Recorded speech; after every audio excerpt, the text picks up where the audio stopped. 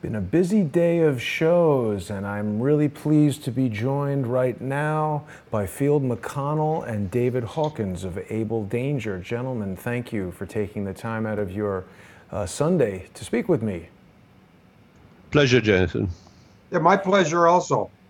Now, a lot of people saw this morning I put out a call from someone who had been in touch with me making certain statements that I certainly did not put out to disparage anyone in any way, but the purpose of Crowdsource the Truth is to take opposing views and compare them. And sometimes, you know, we had an incident where John Cullen and Jake Morphonios were going to have a discussion, and Jake very quickly turned it into kind of a very unprofessional disaster.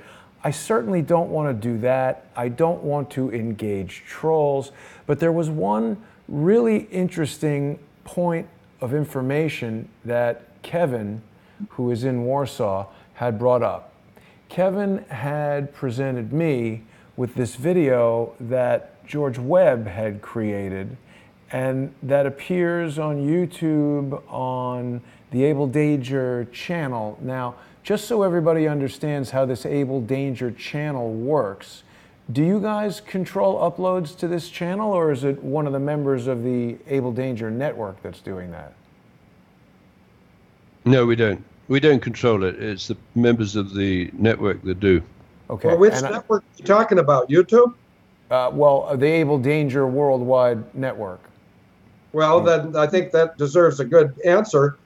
Craig Peterson in Phoenix and a man in Japan do the technical work and the uploads. But Abel Danger historically has just been David Hawkins and Field McConnell. But now it's getting to be such that we have contributors around the world, and we get more every day. So It's not we've been hijacked, but we, just like you, are interested in getting the truth out. And that's why I agree. You know, 2 hours ago, I was talking to my wife in England, and she said, I think you should stop doing any interviews with anybody other than David Hawkins. And I said, well, I couldn't agree more. But I said, I've already accepted a invitation from Jason for tonight.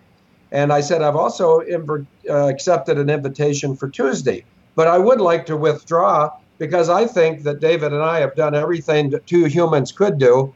And I'd like to relax more. But, you know, a way that I could relax more and you guys could do more damage is if you, Jason Goodman, set up a regular, whether it's every week, every 2 weeks with David, and just the two of you get on, because 3 is a tougher number.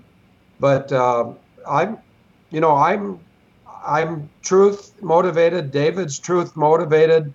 We're completely different individuals, but we don't like sitting idly by watching the oppressed of the world be hurt more and the children of the world being victimized way beyond pedophilia. That's just the tip of the iceberg. The rest of it's even uglier. Jason, over to you. Right. Well, and you know, Field, I think David and I are definitely developing a style of our own in terms of exploring and presenting information. The point I was getting at in asking about who handles the information on this particular YouTube channel is that I recognize that there are certain similarities between the Abel Danger Network and Crowdsource the Truth, in that you take in information from a wide range of sources, and what that does is it sort of opens the door to those that would seek to infiltrate our networks of trusted confidants, and also not to accuse anyone. It's just, you know, now we've got someone else doing this. Could this person have made an error? Maybe, I don't know. But what happened was this video got uploaded to an Abel Danger branded YouTube channel, which lends a certain credibility to it. And the video contains images from a Wikipedia page that says the Senior Executive Service was created in 1979 by Christine Marcy. Now, the problem that I pointed out to Warsaw Kevin in the video that he and I did earlier this morning was that Wikipedia is quite readily edited by anyone. And I edited it live on the call with Kevin, people who were watching that call came into the live chat and alerted me to the very realistic prospect that those edits would ultimately be removed from Wikipedia. But the point that I was trying to make is, if you want to change it for a sufficient duration of time to make a video and show someone, hey, look, here's this piece of information on Wikipedia, it must be true, that can obviously be easily done. Since making that video, someone has sent me this Wikipedia archive from the Wayback Machine, which, I mean, again, I don't know if this can or cannot be easily changed, but this does not say anything about Christine Marcy. And again, I don't think that means she did or did not have anything to do with the creation of SES. I'm just saying, when someone comes to me with evidence, the first thing I do is scrutinize the evidence, and if I find an immediate problem with it, I want to talk about it, because Kevin basically told me that you two gentlemen, two people who I've come to respect and trust very much, are lying to me, and that's quite an inflammatory claim for him to make. And there have been so many people who have tried to gain my trust only to mislead me, including George Webb, including Susan Holmes, Lutsky, Queen Tut, including Manuel Chavez. All of these people approached me as friends and then lied to me. So it's possible that Kevin is incorrect. It's possible that Kevin is being tricked. It's possible that a complicated range of misinformation came to him and led him to the wrong conclusion. But I don't want to make it a Abel Danger versus Warsaw Kevin. I want to help people become more discerning so they can look at things like this and make decisions for themselves as to whether they are correct or incorrect. And I also want you gentlemen to have an opportunity to defend your integrity and honor when it's challenged, if you would like to do that. I recognize the merit of ignoring detractors, but over to you guys. Well, if I may, I'd like to respond in this way.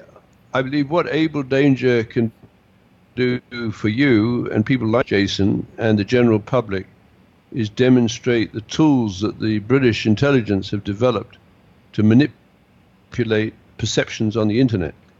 And it's really, I have to take my hat off to British intelligence, or even go back a little further. Well, no, British intelligence goes back a long, long way, but probably the greatest media for news, entertainment, and propaganda,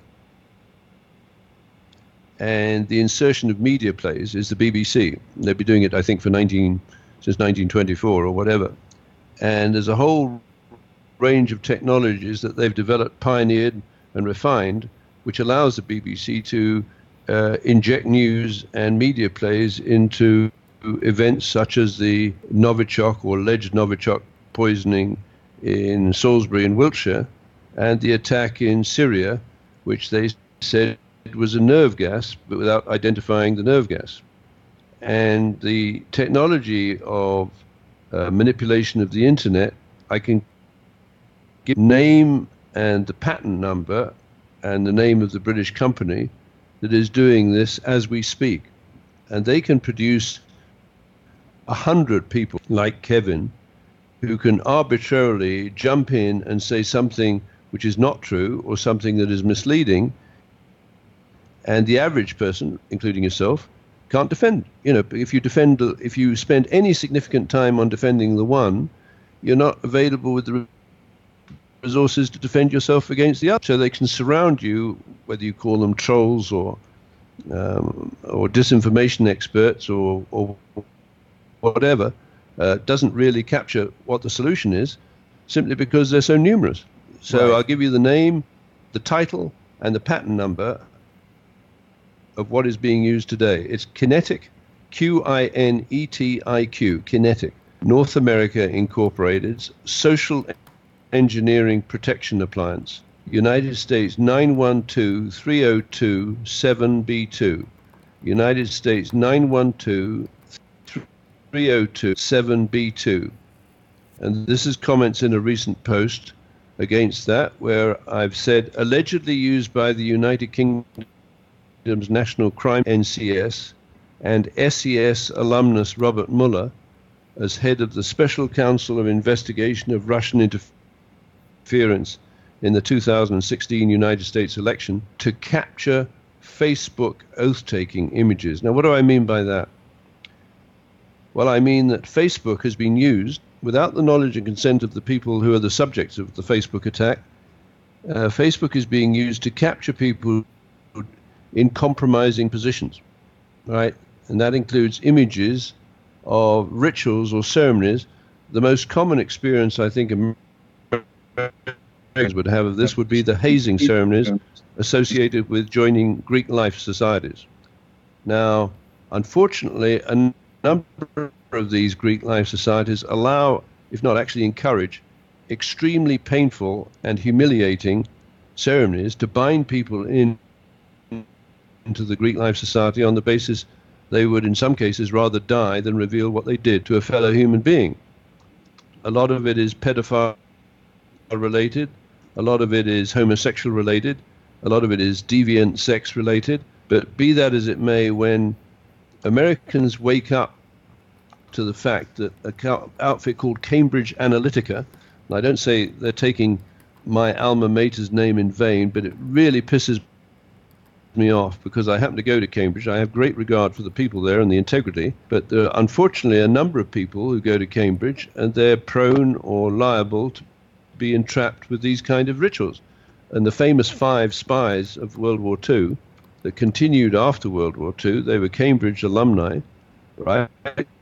And they betrayed the United Kingdom, and they betrayed a lot of very brave people, ostensibly to Russia, but unfortunately probably also to the Rothschild banking organization.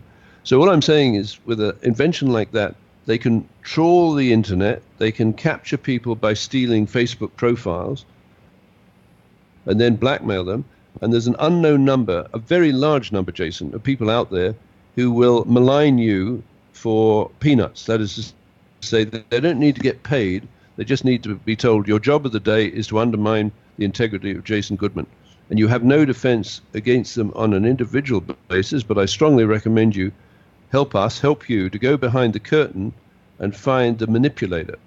Yes. And one of the manipulators that needs to be treated, I believe, as a racketeering, influence, and corrupt organization is Kinetic North America. And there you have the remedy, right? The remedy is RICO.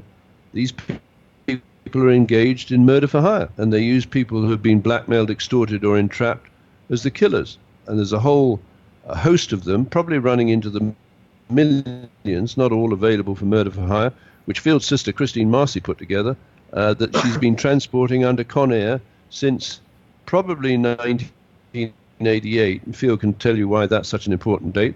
But formally, in 1994, when 2 years later, 1996, Christine Marcy was awarded the Gore Hammer Prize for reinventing government with the United States Justice Prisoner and Alien Transportation System that I repeat, she used on 9/11 in the 9/11 attack on America. Over to you.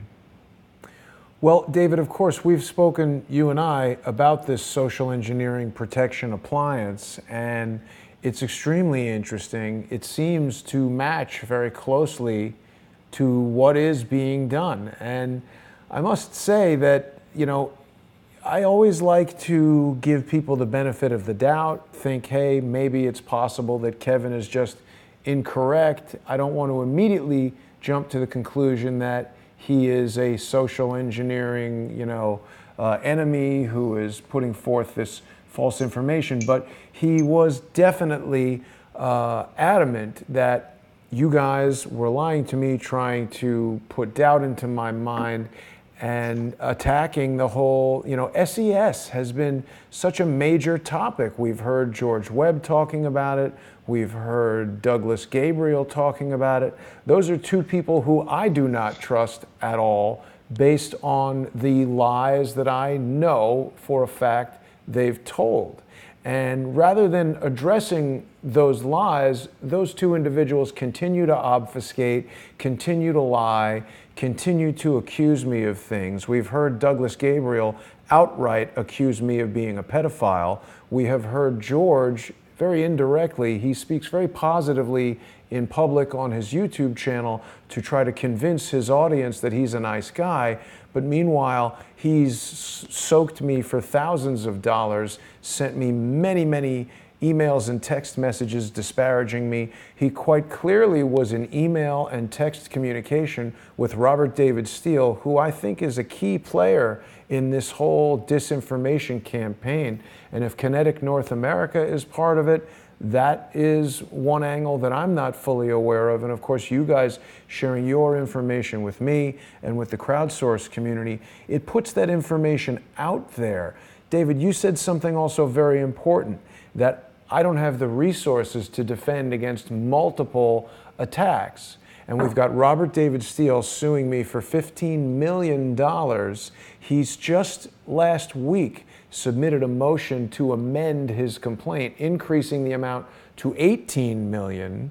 And they were able to do that on the basis of having served one of my co-defendants under the wrong name. Now, this is very strange because that co-defendant was given the code name Queen Tut. And as Field has shared, I am basically moving away from dealing with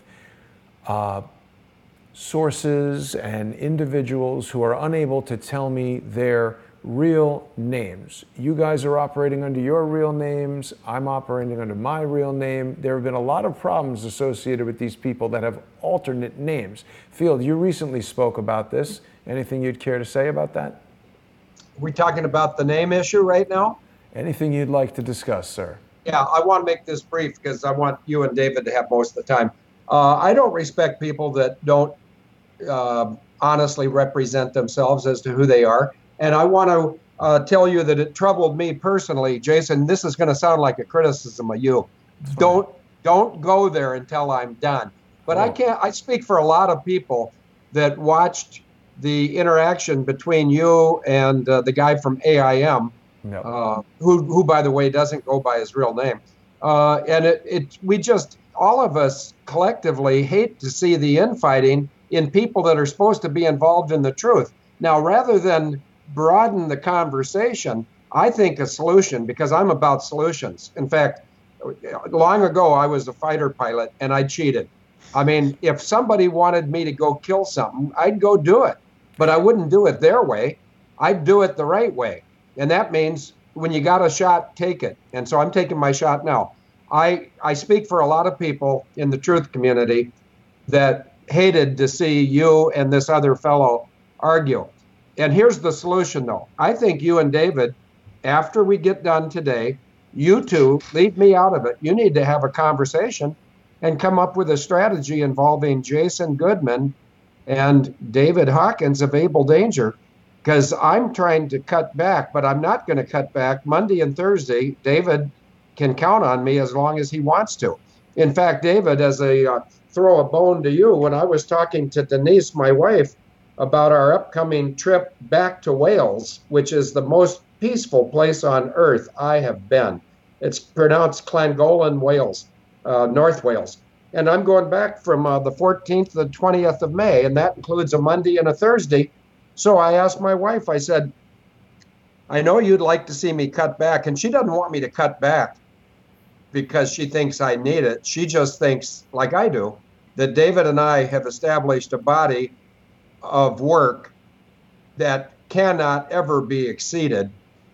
It's never going to happen, Jason. What David and I have published is an incredible amount of work. But David's not done working. I'm not either. But I would like to limit my, like I honored when you called me today, Jason, you got to me before my wife said, please don't do too many more interviews with anybody. I said, well, okay, I won't.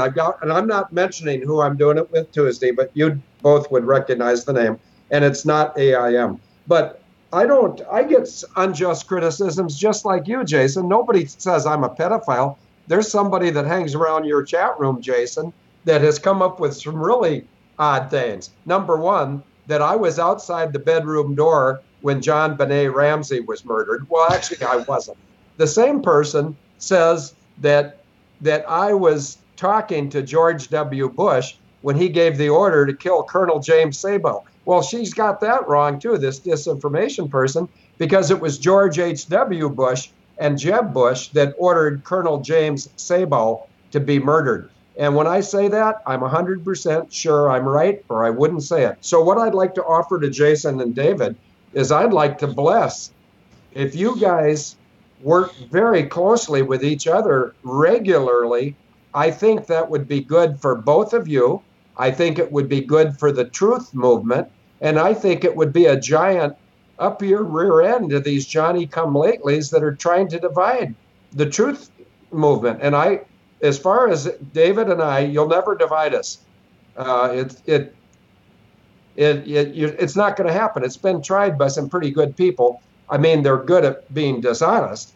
And I mentioned a lady named Karen, and I'm not saying the last name, but she ran a real strong campaign to divide David and I, and it didn't happen 7 years ago, and it's not going to happen tomorrow. As long as I'm involved in sharing the truth in the odd way that I do it, I'm not going to align myself with anybody but David. And when he's done with me, I'll breathe a sigh of relief.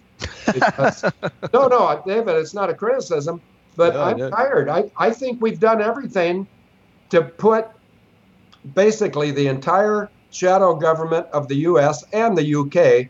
and throw in a small order of Israel. We've exposed all these people. Now, David does it a different way than I do. And David does it a lot better than I can. But I'm not competitive with David. I'm cooperative. And I want to cooperate with you, Jason, even though there's people like there would be in any organization.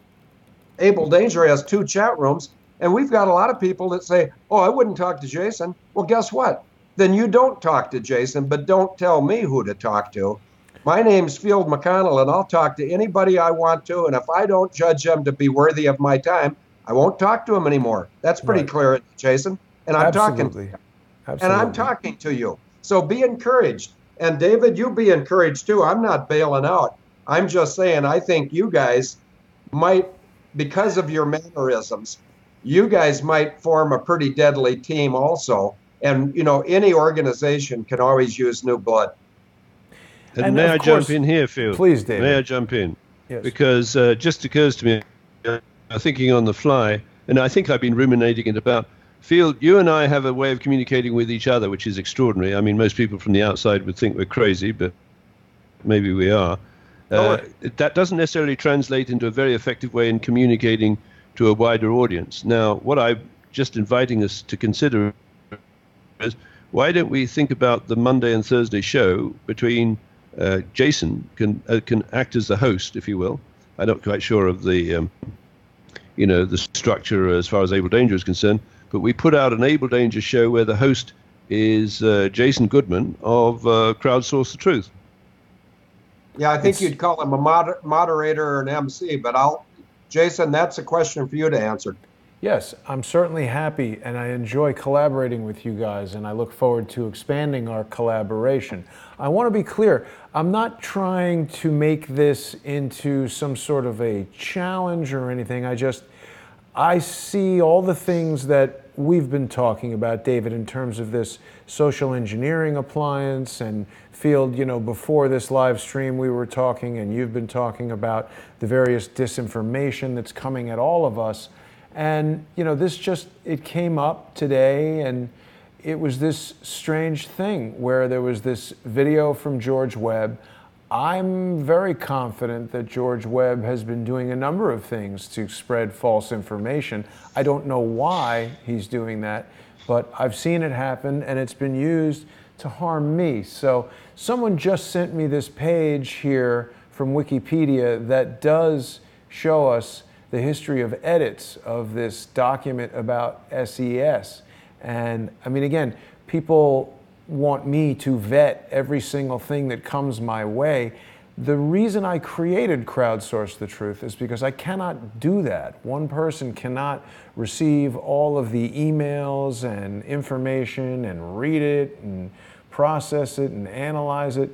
But what I do is I bring together people like David Hawkins and Field McConnell and this person, Kevin, whether we like his information or dislike his information, and we compare ideas. Because no matter how smart someone is, no matter how truthful they're being, we are all susceptible to making mistakes. And so when we can check each other's work and work together, I find that to be an extremely effective way of finding out the truth. Now, there are edits that have been made to this SES page, and it looks like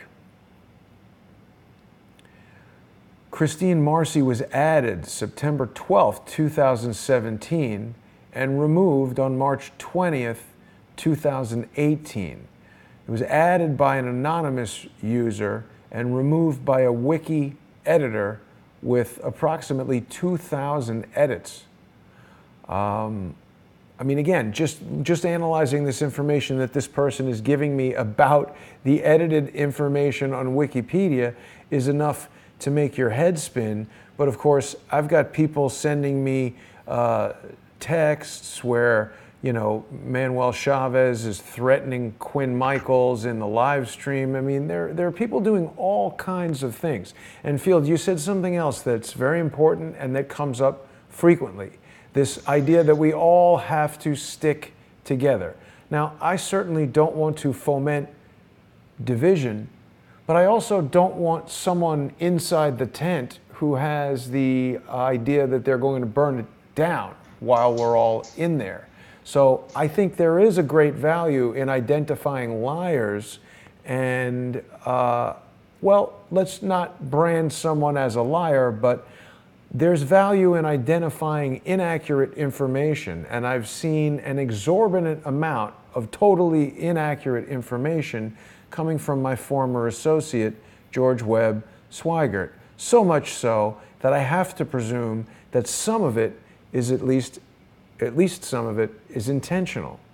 And it's often directed towards me in as much as he's calling me out in his videos. In the same way that Manuel Chavez is making videos about me, Dave Acton, who is also Dave Swigert, is making videos about me.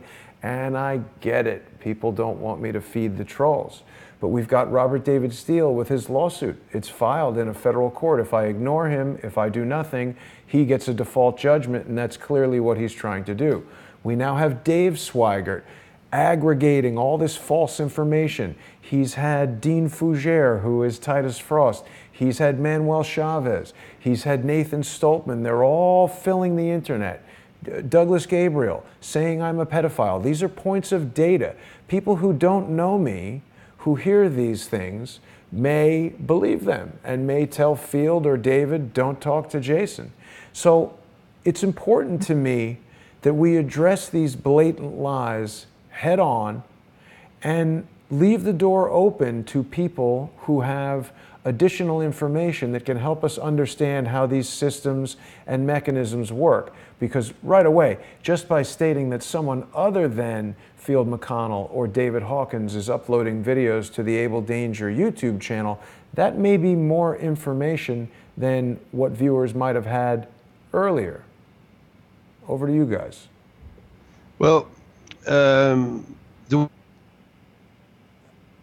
right now, and I Field's comments that he would be quite happy with more time for a dialogue between you and myself, Jason. I don't intend to spend any time on these kind of comments that are coming in from left field. For example, as far as Abel Danger is concerned, we don't own and control the content. We both write content into that website. Ultimately, the administrator of the website will put in material from one of our friends, who's Jessica, who's got I think she describes herself as one of the Dangerettes. I don't write that material, and I don't have any control over it appearing in Abel Danger. I know what I write, and I know what Fields writes, and we're pretty focused. Actually, it's very difficult to budge us from that focus. It may well be impossible. What I want to do is demonstrate to internet users that there are social engineering instruments or tools or devices that are operating on the internet that allow people like you to be slandered and libeled, and the slanderer and the libeler can get away with it because you don't have the resources to defend yourself. What I'm essentially saying is the internet now is a crime scene. Yes. Facebook is a crime scene, being used by criminal organizations like allegedly Kinetic. Now, I tell you what, it'd be very interesting if Kinetic sues you for libel, or sues me for libel, or Field McConnell's for libel, but I'm saying that the Kinetic organization and its directors and employee is a RICO, a racketeering, influenced and corrupt organization. Now, that's serious stuff. Yes. If they're not a RICO, or they believe that I'm talking frivolously, vexatiously, or maliciously, it's a publicly quoted company, and I'm saying that its directors represent a racketeering, influenced and corrupt organization that is making threats and lies over the internet. They should sue us. Yes. Sue me. I don't care. Bring on your best troops. I'll go to court and I'll give the reasons why I believe that. You know, truth is the best defense. If I have reason to believe, and generally do, and have good reason to believe, and do believe that that's a RICO, like Serco, they should sue us if they think that's a malicious position. Now, that is a powerful position for the people associated with Abel Danger. And I'm quite sure that my friends in Abel Danger, including Field, will be happy to publish on the internet that Abel Danger, collectively, you know, Field and I were the founders, and there are other people who are very closely involved. I think we would be very happy to go to court and make a statement that Kinetic and Serco are RICO operations as it's understood under the laws of the United States. Over to you. Well, part of the problem, of course, is going to court takes time and money, and when they start stacking up these lawsuits, particularly when so many of them say, oh, go hire a lawyer. We've heard Dave Acton, who has become incredibly prolific since he learned that I went to the FBI and told them that I agree with you, David. I believe these guys are involved in racketeering, influence, criminal organization, that they are monetizing. Well, on the internet, absolutely. That they are monetizing this defamation campaign by posting it onto Steemit, a blockchain-driven cryptocurrency social media network that I believe evidence has shown there is reason to suspect it may be both a financial scam and a propaganda machine that is being utilized in just the way you've described in that patent.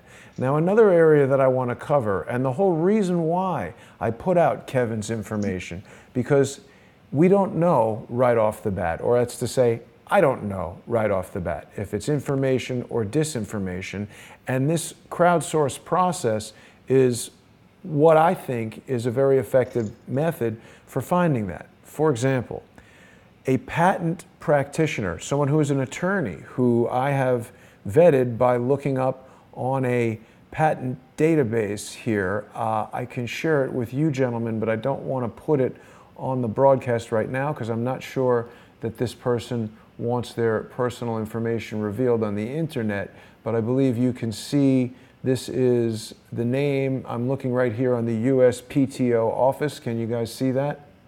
Yep. Okay, so this is someone who contacted me, and I don't believe this person, maybe they could, but I think it's unlikely that they would have the ability to manipulate that USPTO website.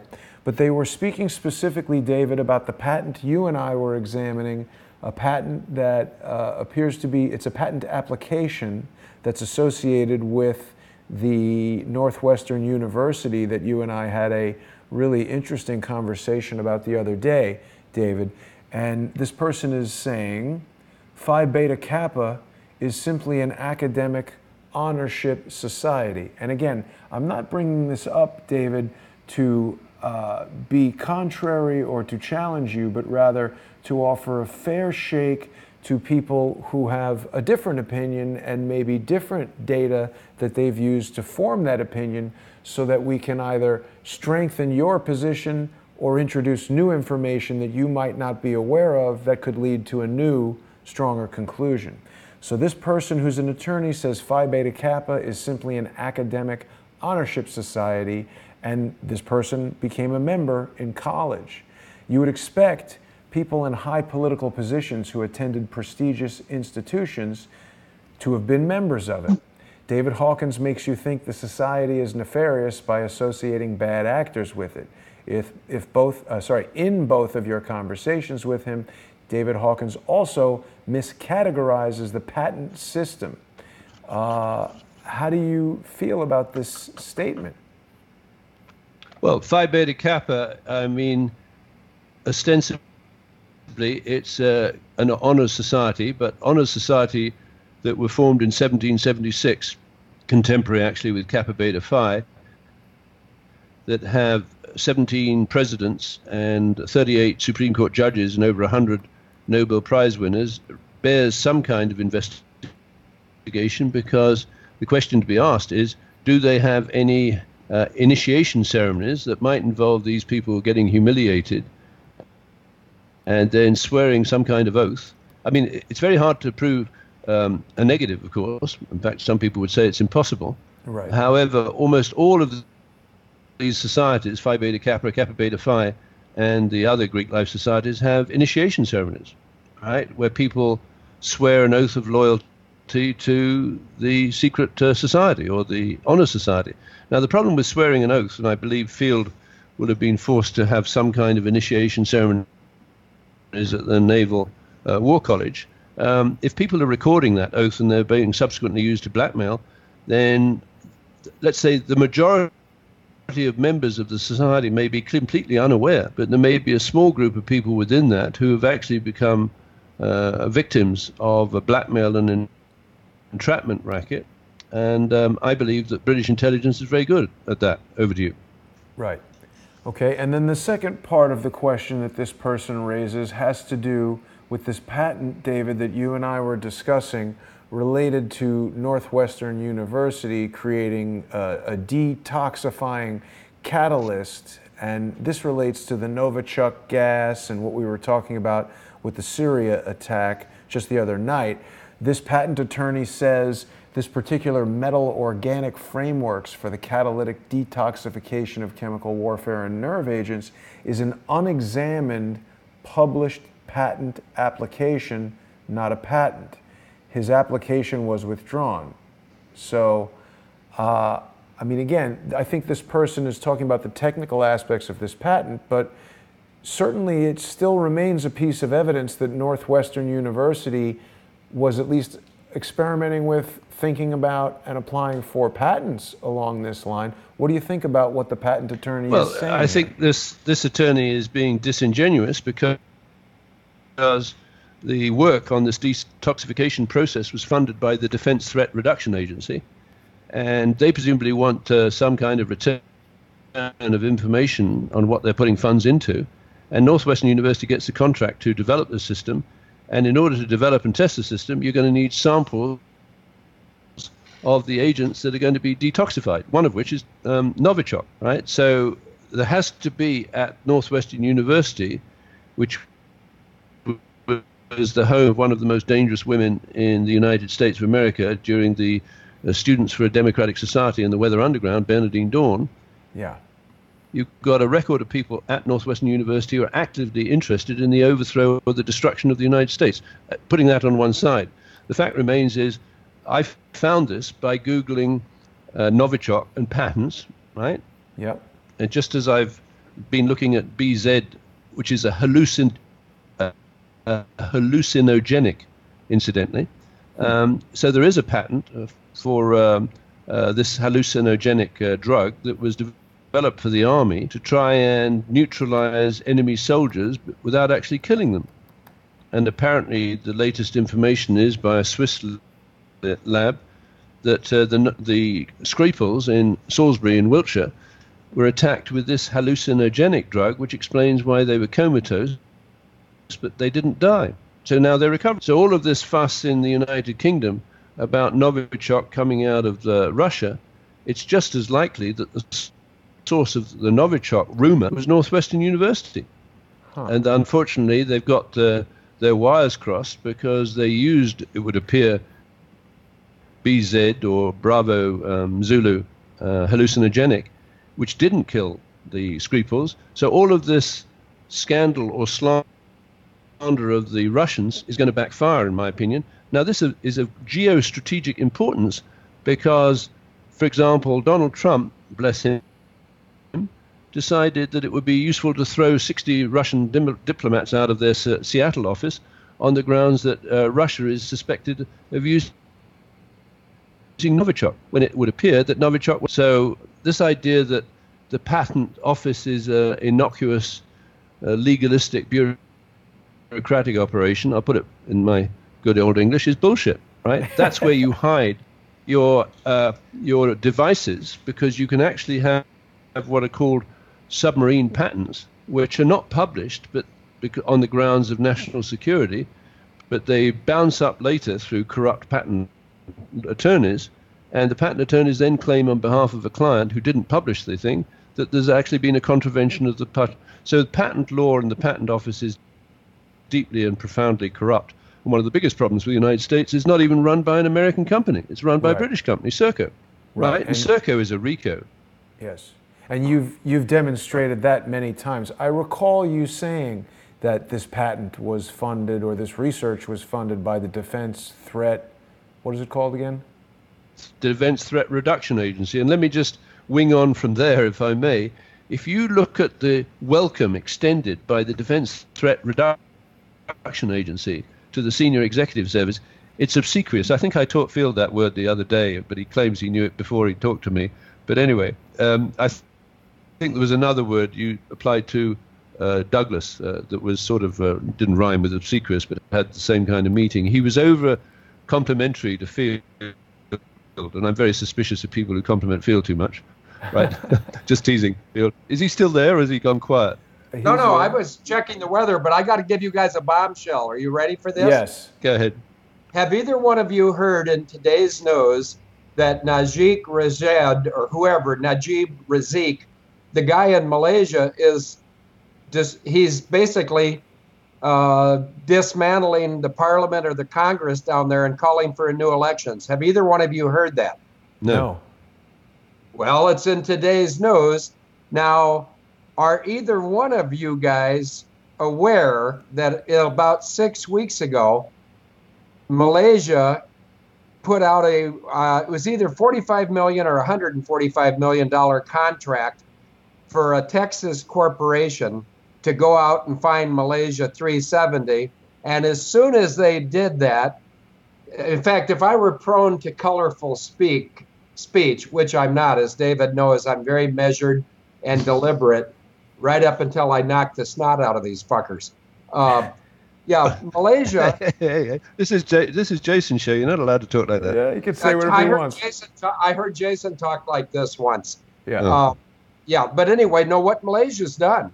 They've gone back to the well one too many times. And as soon as they hired the Texas contractor, who I think the name of the ship was Seabed Constructor, they hired these guys to go find Malaysia 370. I jumped all over them just like a seagull on a dead carp.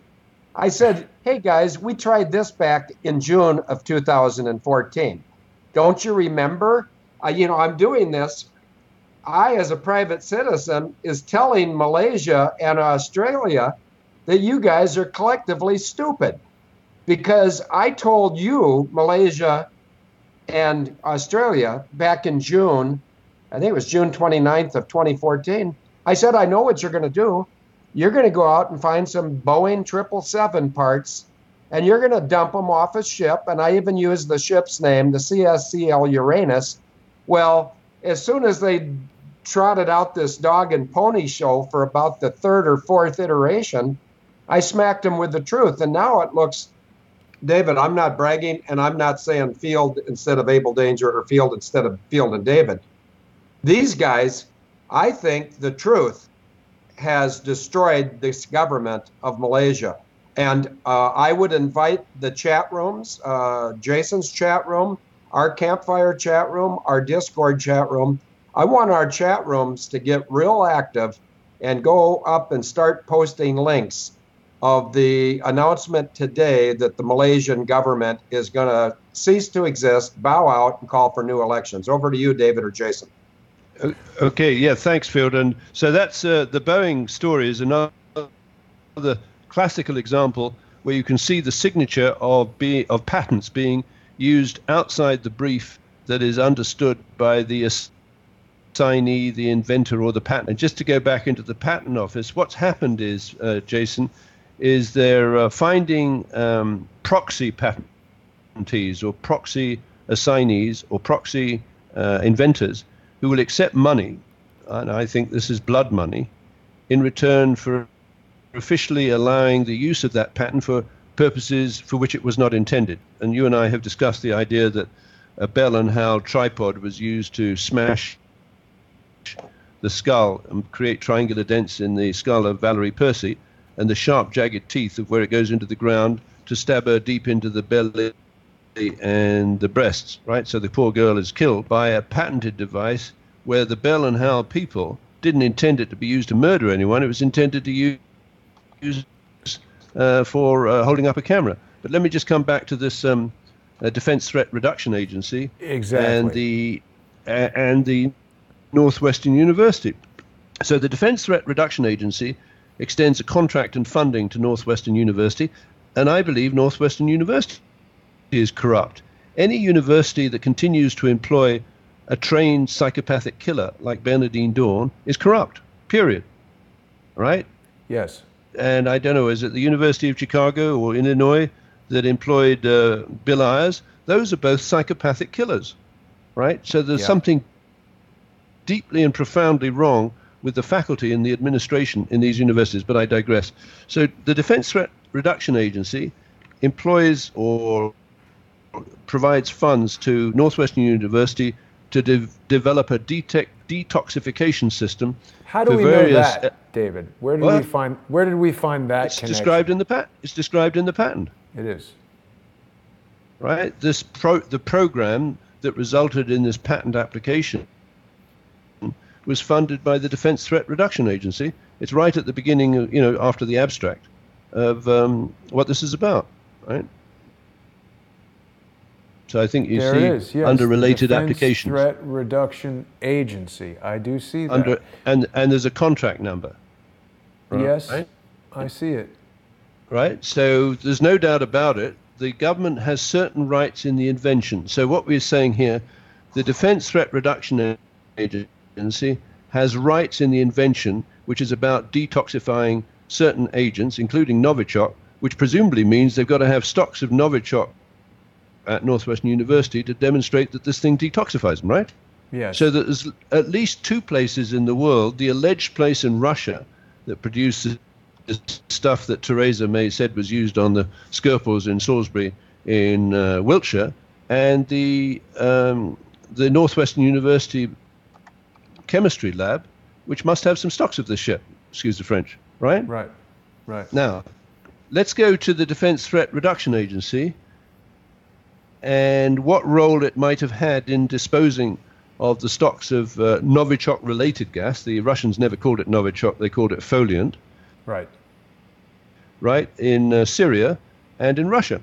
So in Syria, the Defense Threat Reduction Agency, which is completely impregnated might be a better word, by the Senior Executive Service, so much so that when a Senior Executive Service member arrives at the Defense Threat Reduction Agency, they actually are allowed to park their damn cars beside flag officers and generals. That is to say, these unelected, political, unhinged bureaucrats are given the same status as a serving military guy that's all the way up to general, which I don't know whether they're 3 stars or 4 stars or whatever. So they swan in with their, I don't know, Lamborghinis maybe confiscated by Christine Marcy under the Department of Justice Asset Forfeiture Fund.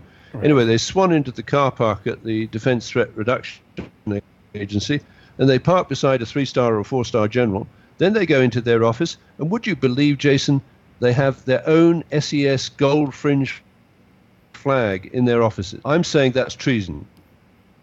I remember you telling me this the other night, and I found it shocking, and it's all documented. So, again, David, I'm glad we're able to... They're not hiding it. It's hidden in plain sight. Right, and I'm glad we're able to go over this material again, because so much of it is so dense and complicated and new to people that sometimes reiterating it is very useful.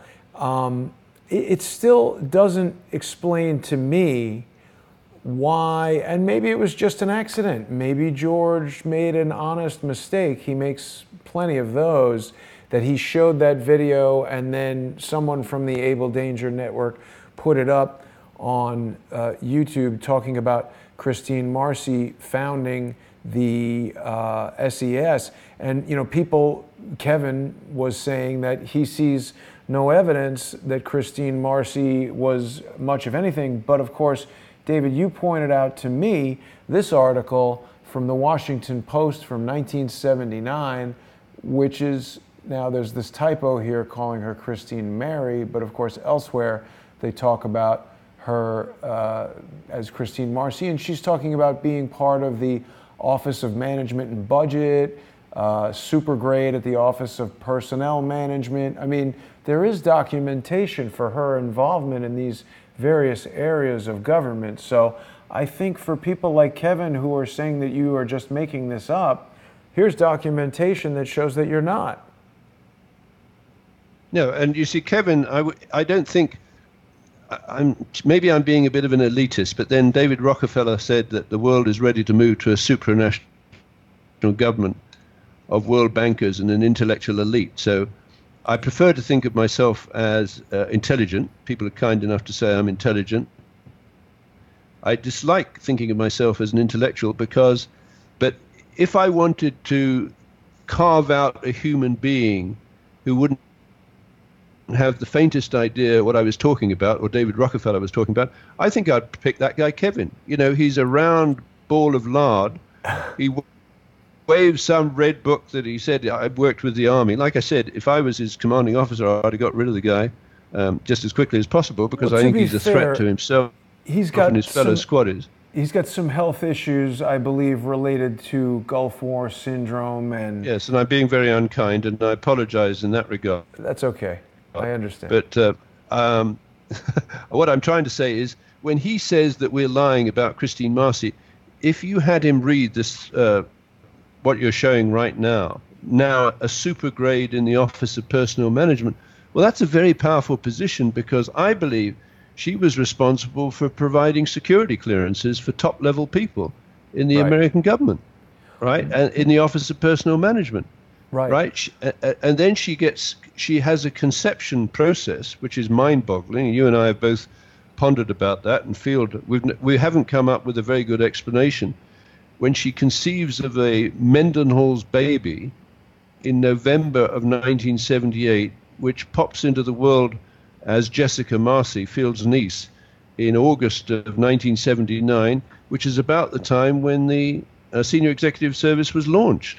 Right. Now, as you know, maybe you can use your words if you prefer. What is a Mendenhall's baby, Jason? You had pointed out to me in the Urban Dictionary that a Mendenhall's baby involved essentially the rape of someone in public and the humiliation of having publicly raped the person, and basically that. From behind. From behind. That's significant. Right. Yes. And then rolling them over to see the humiliation in their eyes. Right. And so in November of 1978, I wanted to check if Nicholas Soames, the grandson of Winston Churchill, was in Washington at the time, and why he was, for example, the personal assistant to Senator Mark Hatfield, who would go on to become the chairman of the Senate Appropriations Committee, to see if it was possible that Nicholas Soames had done the mounting of Field's sister, right? And someone in part of our team, and that's why I'm most comfortable with Abel Danger, because we have a research team that is busy looking out for the truth. Now, is it true? I don't know. But someone in our research team came up with a collage that shows Nicholas Soames, Jessica Marcy, the presumed Mendenhall's baby, and her mother, Christine Marcy, Field's sister, side by side. And for me, and I'm not a physiognomist or whatever it is, or a police DNA type individual, but for me, she's a dead ringer of Nicholas Soames, right? As a rather jowly female, and I think it's tragic if it does turn out that Jessica Marcy is the Mendenhall's baby described in that article. My sympathies with her and the betrayal she would probably feel about her mother are extensive. She's not responsible for how she comes into the world. Barack Obama is not responsible for when he was 7 years old that his mother, Ann Dunham, and the stepfather, Lolo Switoro, assigns a nanny to him who's a cross-dressing male prostitute called Turdy. But I believe Turdy could have been very useful for grooming Barack Obama as a pedophile entrapment expert, but I can't prove it. But maybe someone could explain why a mother would assign a cross-dressing male prostitute as a nanny to a 7-year-old boy. Over to you. Before we address that, let me ask a couple questions of Field. Field, have you met Jessica Marcy, your niece? Yes, I have, and I have nothing but kind things to say about her behavior, and any sins that others might attribute to Jessica should rightfully be placed on her mother, not Jessica herself. She's always been kind and respectful to me. Is this a picture of her right here? Yeah, that's her. Okay. And so is she aware of this guy, Nicholas Soames? I'm sure she is. I'm sure she is by now because, see, my sister, long ago, when I started writing the truly regrettable stuff I wrote for 14 books, my sister's beard, B-E-A-R-D, which is when you're a lesbian or a homosexual, we've learned from the Clintons and the Obamas that you have to appear to have a normal marriage so you can be politically acceptable to dumb voters. Well, my sister's husband, Eric, he loved reading what I was writing right up until the point when he said, "Hey, Chris, guess what? They just found out about you." And then suddenly my sister contacted me and said, "This guy, David Hawkins, have you ever met him?" And I said, "No." And she said, "Well, you shouldn't believe him." And I won't waste time on that. I told my sister to go take a flying leap. I said, "I hear nothing but BS out of you, Christine, and I hear nothing but the truth, however complex it is. David Hawkins has the truth and you don't, so don't bother me with your drivel." You know, my sister is, in my mind, and it's my belief, as David says, a belief is something that cannot be denied. You can't take away from me my belief. I believe my sister is the second most evil person in the United States of America, and I won't besmirch the old guy in the wheelchair whose wife has Graves' disease, very appropriate disease, by the way. Barbara Bush is ill, and she's going to decline medical remedies. But I think that's nothing different. An hour ago, I told you I got a phone call from a person who has a relationship with CSIS in Canada, and apparently a lot of CSIS employees are literally going underground. They are building underground shelters. Why? Well, because the 24,454 sealed indictments aren't going to remain sealed forever, and they extend around the world just like the British Empire used to. Well, the sun is setting on the British Empire. The sun is setting on Christine Marcy. The sun is setting on all these people working for the agencies that initially were unwitting participants in treasons, but they can no longer claim that. They are not unwitting because David and I, and you, also Jason and others, have exposed them for what they are. And my sister's in deep doo-doo. And you know what? That's fine with me. Over to you, Jason. So, Field, another point... Can I just jump in there and yes, continue? Please, David. So, go ahead.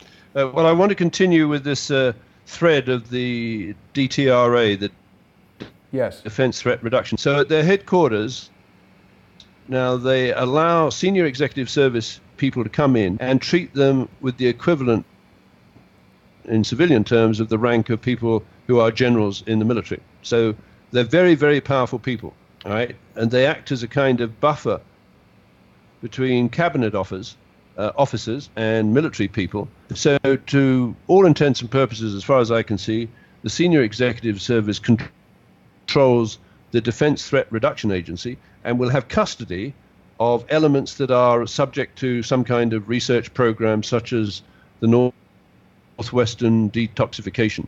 So I believe senior executive service would have people have access and custody of stocks of Novichok and other various gases, right?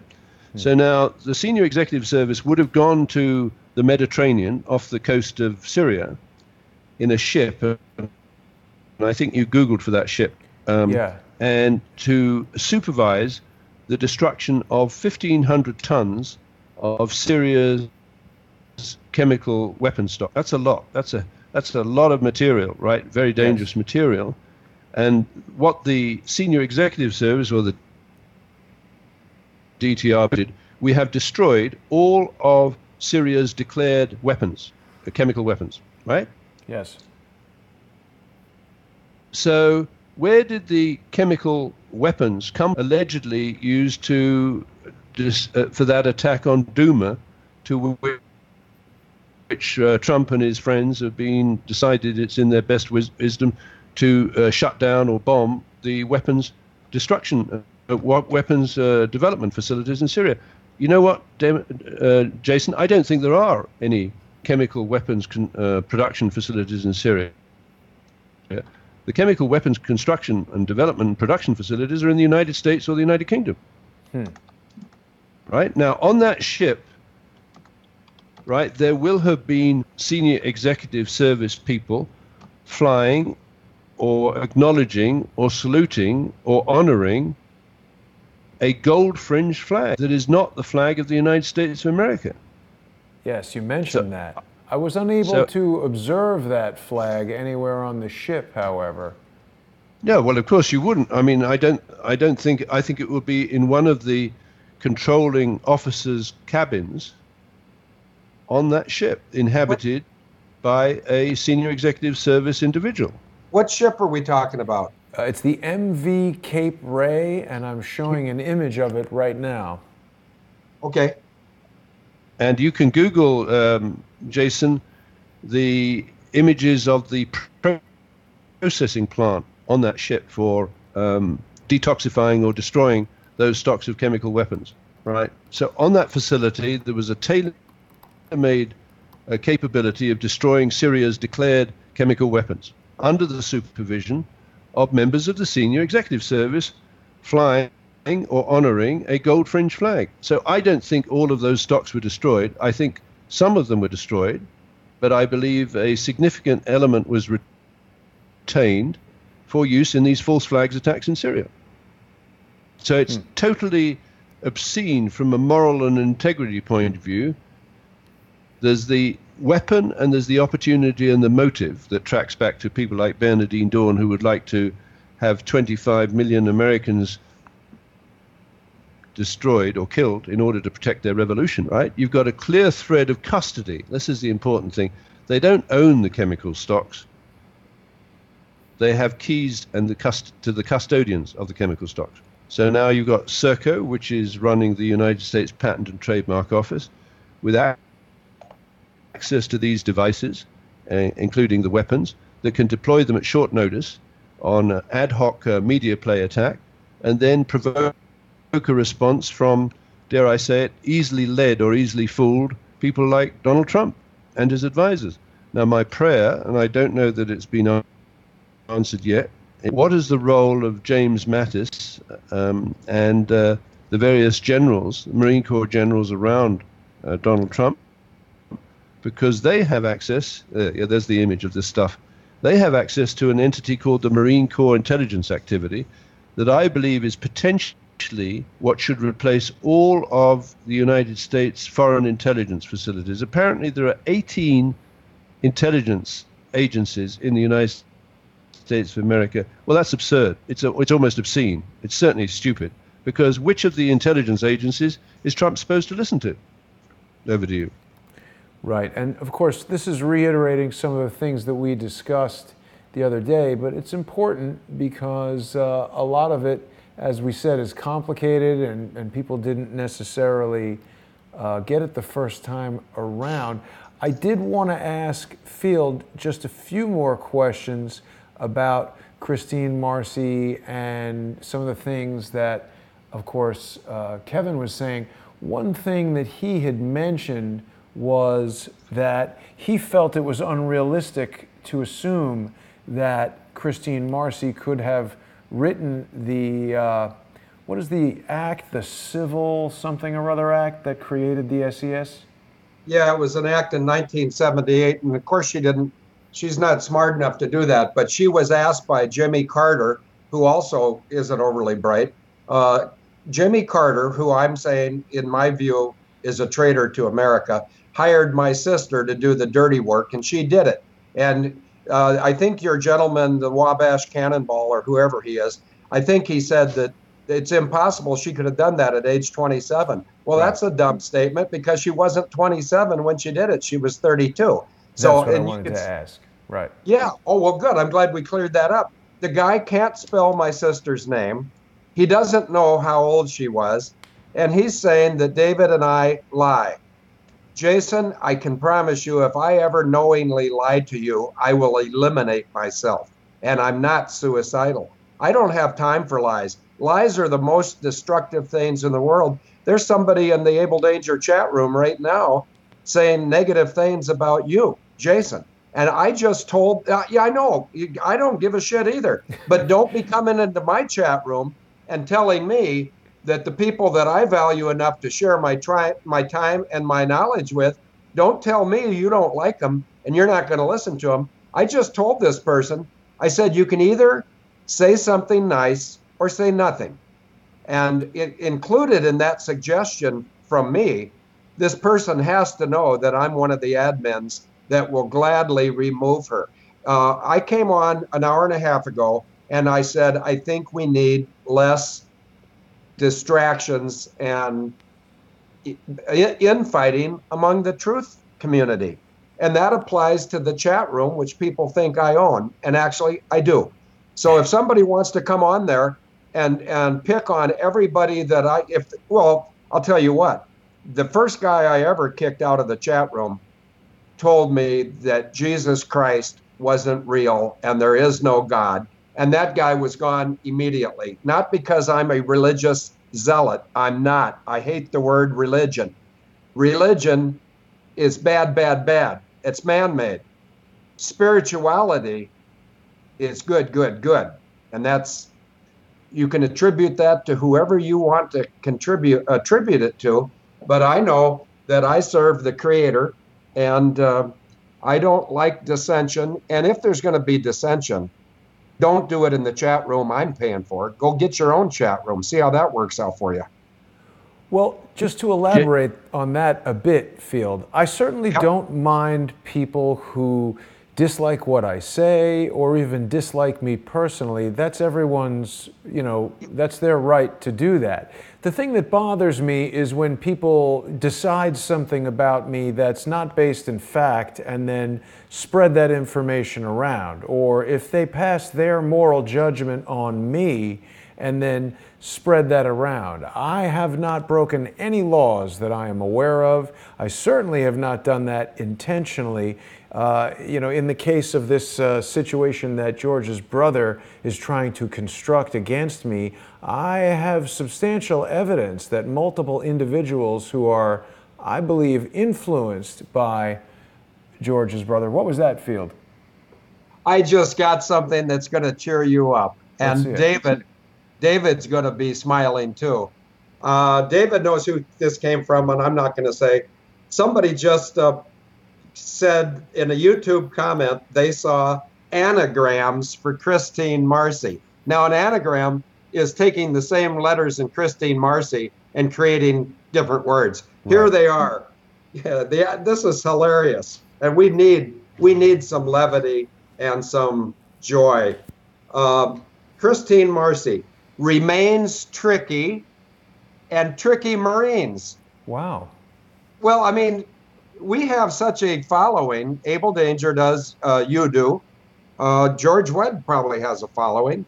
I don't know. I don't care. But I chose today to share my time with Jason and David. That sharing my time is the greatest compliment I can give any human, because I don't know how much time I have, Jason. I'm 68 years old. I have all sorts of things that should have killed me. And yet here I am. And I'm still serving, but I'm serving the truth. And if people don't like the spiritual belief and truth that I possess. That's fine. They don't have to like me. They don't have to like David. They don't have to like Jason. But why would you listen to people if you know you're not going to like what they say? So all I'm trying to do is share the truth, period. If I died right now, those would be my final statements, and I'll gladly die before I'll change that dedication. Jason, over to you. Right. Thank you, Jason, for that, Field. Yes, David. Yes, Jason, I want to look at this woman, Christine Marcy, for the people who believe that she has very little power or never had any power. Yes. Now, I popped into the Skype the title of a paper that was written by the National Academy of Public Administration, the premier think tank for government activities in the United States in Washington. The National Academy of Public Administration. Christine Marcy was the president of it. Now, the National Academy of Public Administration writes position papers for Congress. In the aftermath of 9/11, the National Academy of Public Administration was asked to write a paper on the transformation of the FBI. One of the greatest frauds on America and the Republic was perpetrated through this paper that was written. The secretary for the writing of the paper was Christine Marcy. The title is Transforming the FBI, Integrating Management Functions under a Chief Management Officer. What you'll find, Jason, is that the Kinetic North America inserted, if that's the right word, this social engineering protection appliance into the FBI's communication system to monitor the truth and dub it, or decriminal or malicious. So when people like you contact the FBI and ask for a release or an investigation of someone on the bad side, they look at it, or they look at you specifically and say, hey, we got to marginalize this guy because he's approaching the truth. Sooner or later, I'm quite sure the FBI will take a look at Abel Danger. I think they have a great problem with Abel Danger because Field and I perhaps are the originator. We are worldwide, we are global, we describe ourselves as cloud-centric crime scene investigator, period. And a crime scene always has truth values attached to it, irrevocably attached to it. You cannot detach the truth from the crime scene, even if you remove evidence. Like outside the Pentagon, 10 minutes or 20 minutes after impact of whatever it was that hit before the lintel had collapsed, there was a line of people wearing FBI T-shirts picking up evidence from the Pentagon lawn. That, Jason, is a felony. It's known as spoliation of evidence because it makes it difficult for the public to determine. So the public is left with proving that something didn't hit the Pentagon, if you see my point. Now, the advice that came out in that Transforming the FBI, backed by the senior executive service through Christine Marcy and her Con Air thugs, right, frightened the hell out of a number of people, including one Robert Mueller, who was FBI director at the time. Right. And do you know what they did? They took 5,000 FBI agents away from law enforcement and crime scene investigation, and they put them onto repurpose the FBI to thwarting the next terrorist attacks. Well, they've done a great job, haven't they?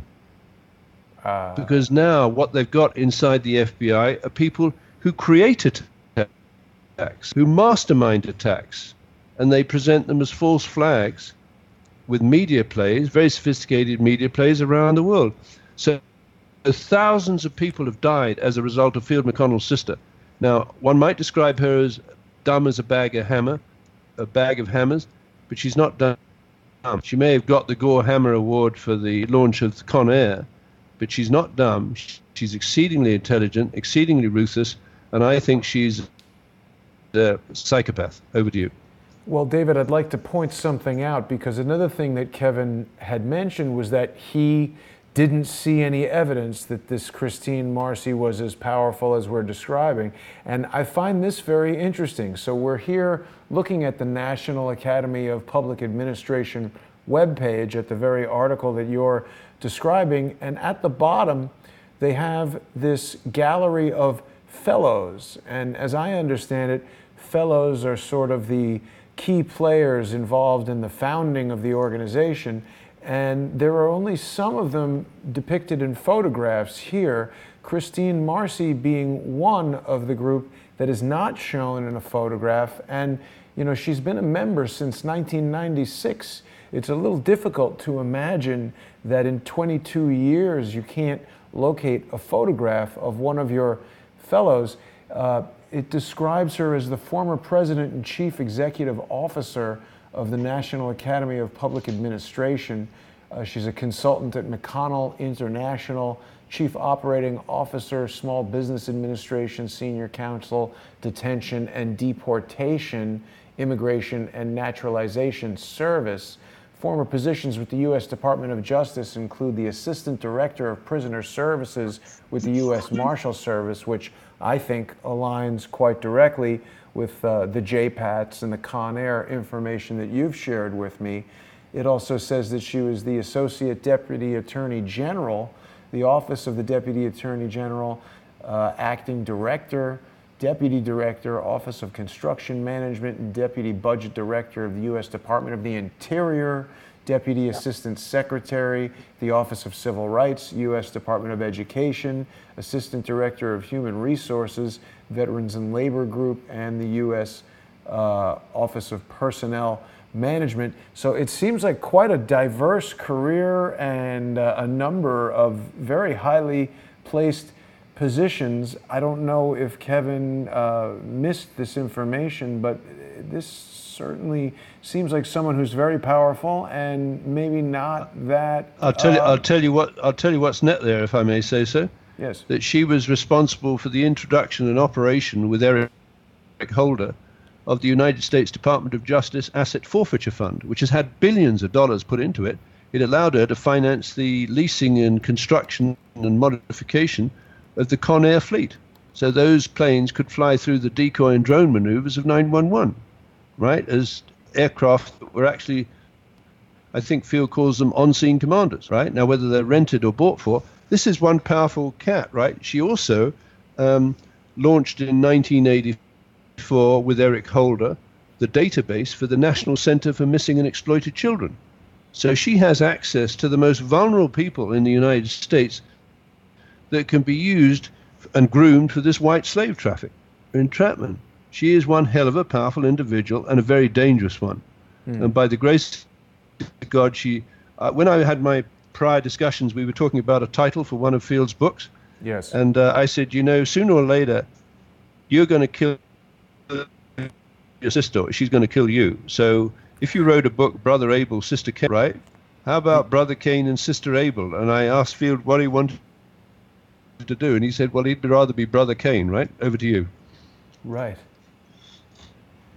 Well, I think we've covered this very extensively. I'm with you that I don't think it's productive or it's just not going to get us anywhere to answer every single challenge. But, Kevin is someone that I've spoken with before, and when I get contacted by people who are lawyers and things like that, the thing about that contact from Kevin was that it showed this video from George, and George has been very vocal about SES. George was going to communicate with Douglas Gabriel. Douglas Gabriel, I think, roped Field in a little bit because he knows Field has this open door policy of talking to everyone, and I'm not trying to discourage Field from doing whatever it is that Field wants to do, but I think we need to really examine this whole, we have to stick together idea, because if we're just sticking together with anybody without understanding if they're truthful or specifically trying to mislead us,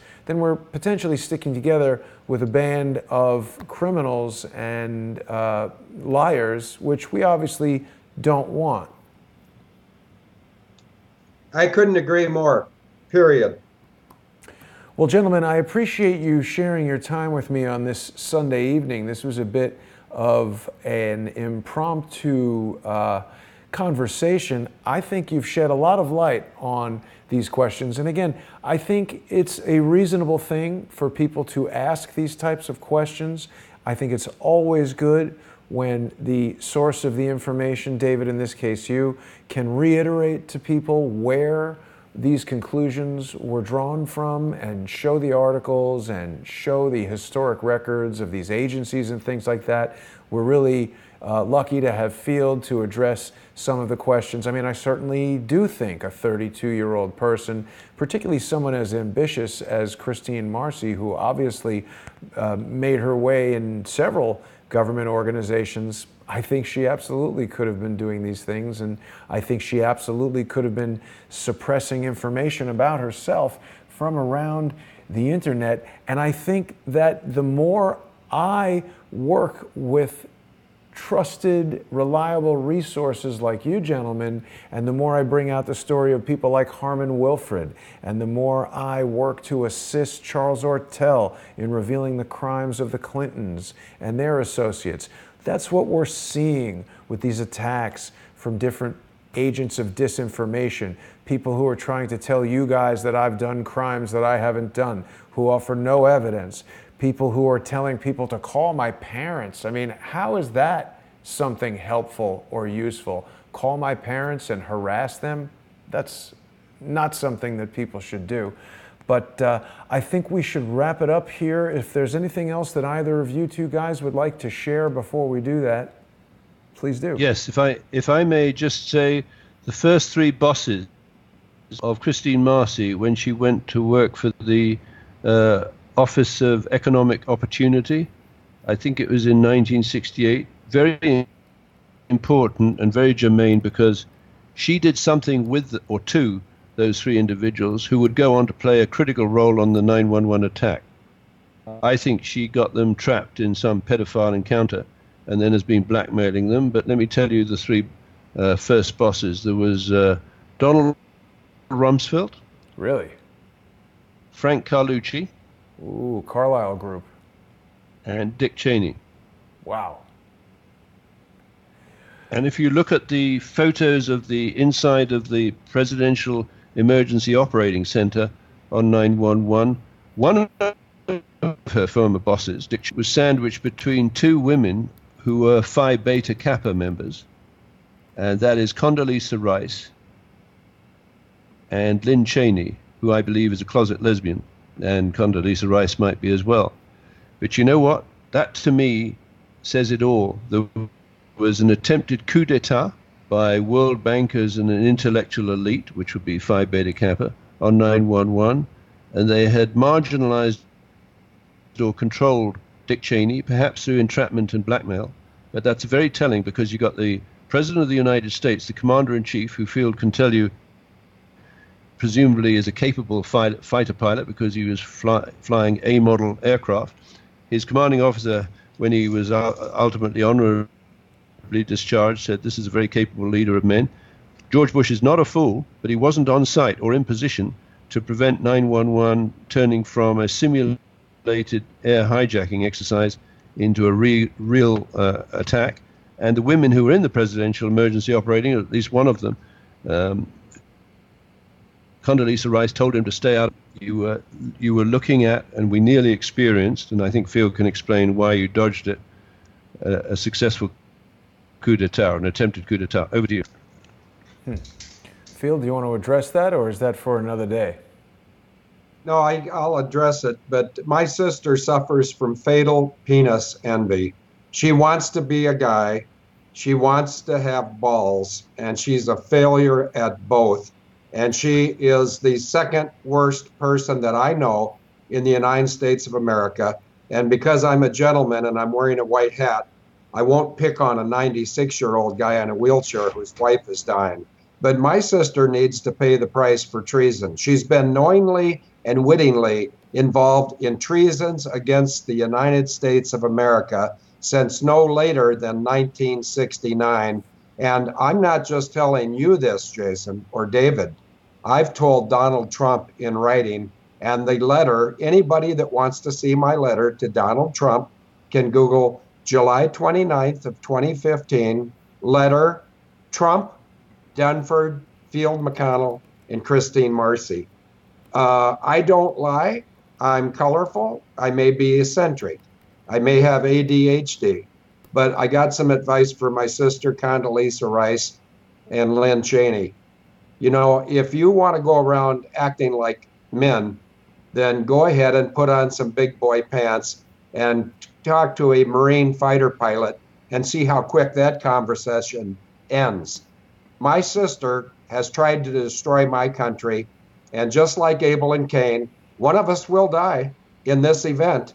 And I think you know me, Jason, well enough to know that I've got confidence in my Savior, and I'm not afraid to die, and I'm willing to stand up and expose anyone who's engaged in pedophilia and organ harvesting of little children. That doesn't float, and I disown my sister. She needs to be dealt with for treason, period. And thank you for sharing your time with us today, Jason. I appreciate it. Thank you, Field. And one last question for both of you that came up in my conversation with Quinn Michaels last night.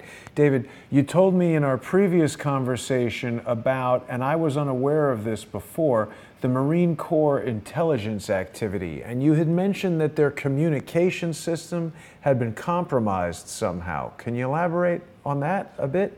Yes, they use the Navy Marine Corps intranet, which I believe is the largest intranet in the world. Intranet meaning focused on internal communications to the organization. And obviously the United States Navy and the Marine Corps have extensive obligations and requirements to communicate in real time, including battlefield information. There is absolutely no doubt they would have been relaying information related to that missile attack, some of it from French ships, some from British tornado bombers, I believe, on Syria the other day.